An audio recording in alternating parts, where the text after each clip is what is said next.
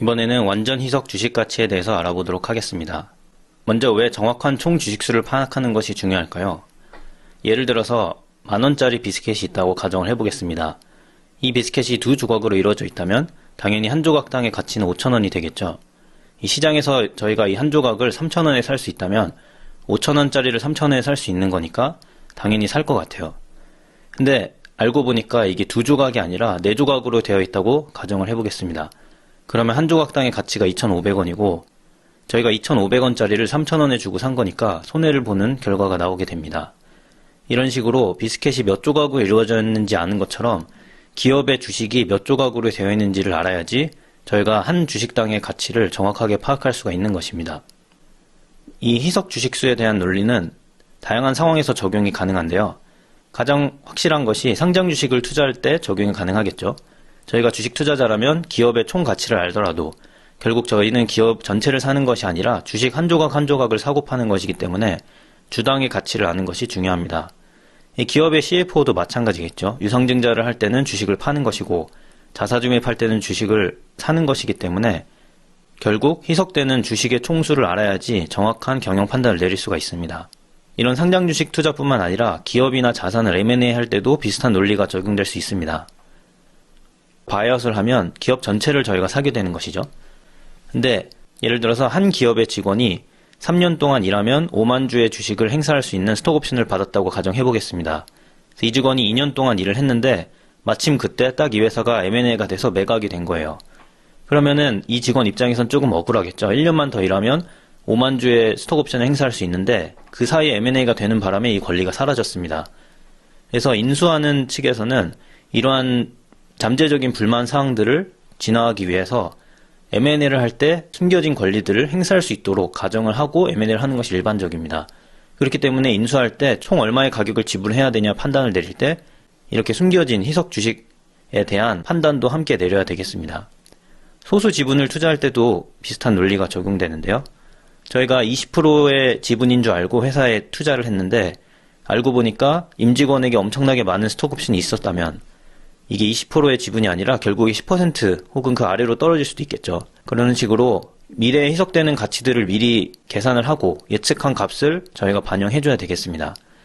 마지막으로 사모펀드가 진행하는 LBO나 MBO 같은 경우도 희석 주식수의 계산이 들어갈 수가 있습니다. 예를 들어서 사모펀드들은 보통 기업을 인수하고 경영진들에게 큰 인센티브를 지불하기 마련인데요. 그 중에서 가장 좋은 인센티브 방법은 스톡옵션을 주는 것입니다. 왜냐하면 사모펀드가 이익을 내야지만 경영진도 돈을 받는 구조가 되기 때문이죠. 게다가 스톡옵션의 경우 돈을 사모펀드가 직접 지불하는 것이 아니라 그 회사를 미래에 인수해갈 투자자가 지불하기 때문에 사모펀드 입장에서 부담이 또 줄어든다고 볼 수가 있습니다. 하지만 무작정 많은 스톡옵션을 준다고 답은 아니겠죠. 그래서 이 스톡옵션이 얼마의 어느 정도 주식 희석을 가져와야 경영진에게는 적당한 인센티브가 되면서 동시에 사모펀드의 IRR에는 큰 영향을 미치지 않는지 적당한 수준을 파악할 때도 이 희석 주식수에 대한 계산이 들어간다고 보시면 되겠습니다. 그럼 희석 주식수의 출처에 대해서 알아보려고 하는데요.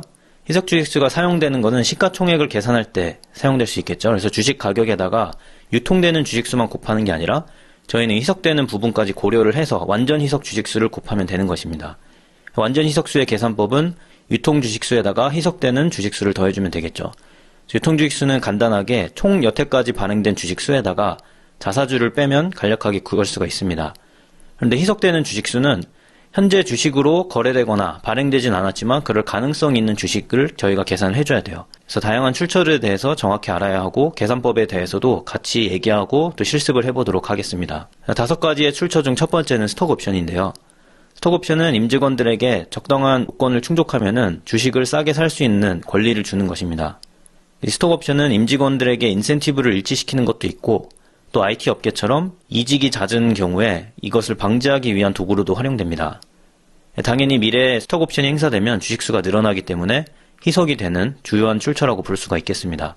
두 번째로 전환사채 같은 경우는 사채를 발행하는데 이 사채가 향후에 주식으로 변할 수도 있는 가능성이 있는 거예요. 그래서 희석 주식수에 역시나 반영을 해줘야 되겠습니다.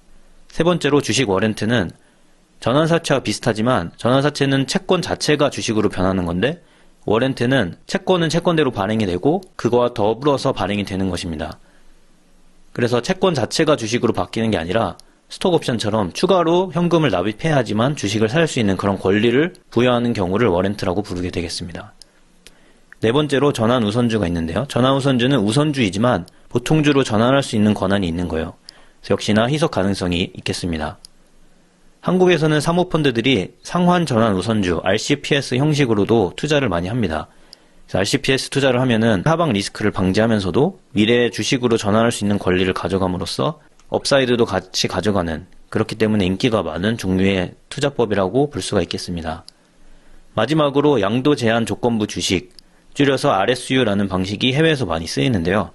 이 방식은 스톡옵션의 단점을 보완하면서도 직원들에게 역시나 주주들과 일치하는 인센티브를 제공하는 방식으로 많이 활용됩니다. 이거에 대해서는 저희가 실습을 해보고 뒤에서 더 상세히 다뤄보도록 하겠습니다.